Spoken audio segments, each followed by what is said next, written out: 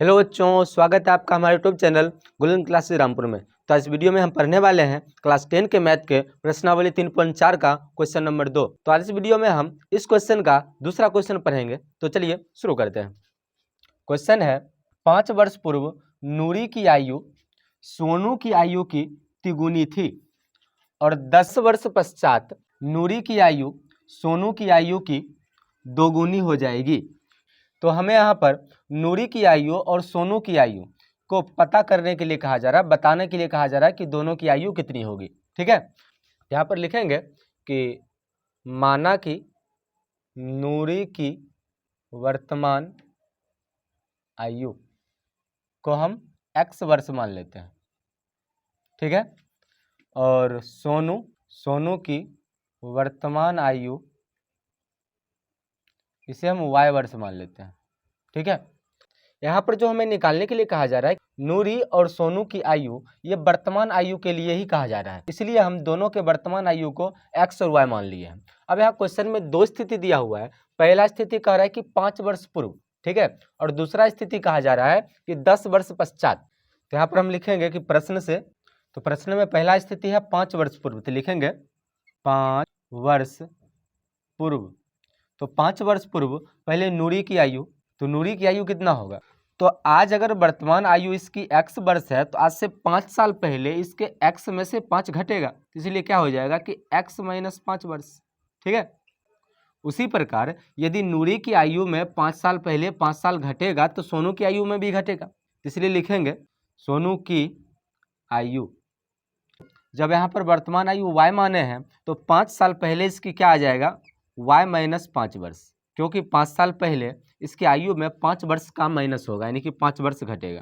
ठीक है, अब इसमें हमें क्या कहा जा रहा है, प्रश्न में कहा जा रहा है कि 5 वर्ष पूर्व जो है नूरी की आयु सोनू की आयु से 3 गुनी थी। ठीक है, मतलब ये नूरी क्या है, ये अकेले सोनू की आयु की 3 गुनी के बराबर थी। यदि हम नूरी की आयु को इधर लेते हैं, पहले x - 5 ये जो है ये नूरी की आयु है, और फिर y - 5 ये सोनू की आयु है। तो हमें कहा जा रहा है कि ये जो नूरी जो है ये अकेले, मतलब इसका खुद का आयु सोनू की आयु के 3 गुनी ज़्यादा है। ठीक है, यदि हम नूरी और सोनू दोनों के आयु को बराबर करते हैं तो हमें सोनू की आयु में 3 गुना ज़्यादा करना पड़ेगा, क्योंकि ये जो है इससे 3 गुना ज़्यादा है। तो जब हम बराबर करेंगे तो इसमें 3 गुना ज़्यादा करना पड़ेगा, तब तो दोनों बराबर होगा ना। ठीक, अब यहाँ पर इसे हम सॉल्व करेंगे तो क्या आ जाएगा, x - 5 बराबर, इसे हम गुना करेंगे तो क्या हो जाएगा, 3y - 5 को 3 से गुना करेंगे तो 15। y को बराबर के पीछे ले आएंगे और 5 को आगे ले जाएंगे, तो क्या आ जाएगा, ये x - 3y बराबर -15 + 5। ठीक है, क्योंकि ये माइनस जो है ये माइनस आगे जाएगा तो प्लस हो जाएगा, और यहाँ पर जैसे पीछे आया तो माइनस हो गया। ठीक, तो यहाँ हो जाएगा x - 3y बराबर, इस दोनों को माइनस करेंगे, क्यों, क्योंकि दोनों में विपरीत चिन्ह है, तो जब विपरीत चिन्ह होता है तो माइनस होता है। ठीक, तो यहाँ पर 15 में से 5 माइनस होगा तो ये -10 हो जाएगा। ठीक है, इसे लिखेंगे हम समीकरण 1। ठीक, फिर से हमें दूसरा स्थिति में कह रहा है कि 10 वर्ष पश्चात नूरी की आयु, तो पहले हम जैसे 5 वर्ष पूर्व लिए थे तो आज हम 10 वर्ष पश्चात फिर से यहाँ लेंगे, यहाँ लिखेंगे पुनः 10 वर्ष पश्चात। तो पश्चात का अर्थ होता है बाद, मतलब आज से 10 वर्ष बाद जो आने वाला 10 वर्ष है तो आज अगर इसकी उम्र जो है x साल है, x वर्ष है, तो आज से 10 साल बाद इसकी उम्र में 10 साल बढ़ेगा। ठीक है, तो हम लिखेंगे 10 वर्ष पश्चात किसकी, नूरी की आयु। अब नूरी की आयु आज x है तो आज से 10 साल बाद 10 साल बढ़ेगा इसमें, तो क्या आ जाएगा, x + 10 वर्ष। ठीक है, फिर से सोनू की आयु, अब सोनू की आयु में भी 10 वर्ष बढ़ेगा। ठीक है, तो ये हो जाएगा y + 10 वर्ष। ठीक है, अब यहाँ प्रश्न में क्या कहा जा रहा है, यहाँ पर कहा जा रहा है कि 10 वर्ष पश्चात जो है नूरी की आयु जो है ये सोनू की आयु की मात्र 2 गुनी रह जाएगी। ठीक है, जबकि पहले थी 3 गुनी, पर 10 साल बाद ये 2 गुनी हो जाएगी। ठीक, तो इसका मतलब है कि ये x + 10 ये तो नूरी की आयु है। ठीक है, और y + 10 ये सोनू की आयु है।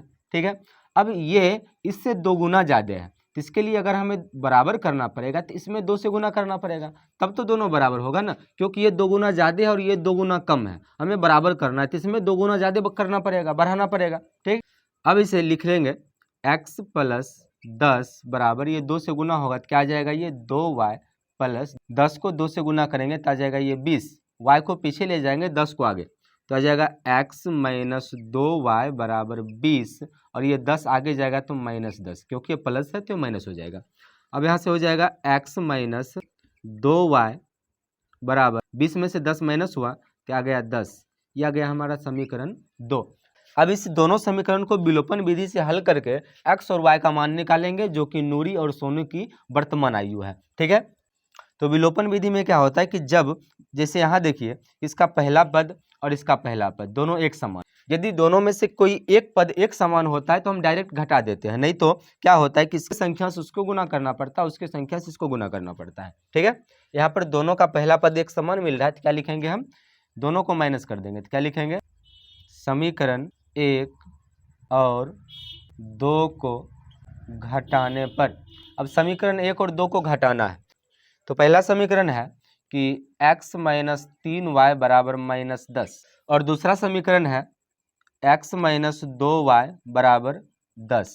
ठीक, अब दूसरे समीकरण का चिन्ह चेंज हो जाएगा तो क्या आ जाएगा, ये माइनस प्लस माइनस। ठीक है, ये x तो कैंसिल हो गया, अब इस दोनों को माइनस करेंगे, क्यों, क्योंकि ये 2 में प्लस है और ऊपर माइनस है, 2 प्रकार का चिन्ह है, दोनों माइनस होगा, 3y में से 2y माइनस हो जाएगा तो आ जाएगा माइनस 1y यानी कि y।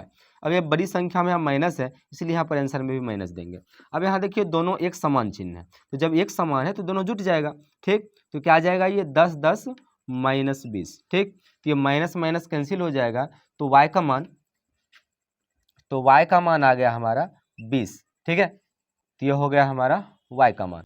अब इस y के मान को समीकरण 1 या 2 किसी में भी रख सकते हैं, तो यहाँ पर हम लिख लेंगे कि y का मान 1 में रखने पर, तो y का मान जो 20 आया है वो समीकरण 1 में जहां पर y है तहां पर 20 रख देंगे तो आ जाएगा x माइनस 3 गुना, अब यहाँ देखिए 3y है तो y के जगह पर हम 20 रखेंगे तो 3 गुना 20 हो जाएगा बराबर, दूसरा आगे देखिए माइनस 10 है तो आगे हो जाएगा ये माइनस 10। ठीक, अब यहाँ हो जाएगा x माइनस, इस दोनों को गुना करेंगे तो आ जाएगा 20 तिया 60 बराबर माइनस 10। अब इसे दूसरी साइड ले जाएंगे तो x बराबर हो जाएगा माइनस 10 प्लस 60। ठीक है, तो x का मान क्या आ गया, इस दोनों में माइनस होगा तो 60 में से 10 माइनस हो गया तो 50, ये हो गया हमारा x का मान।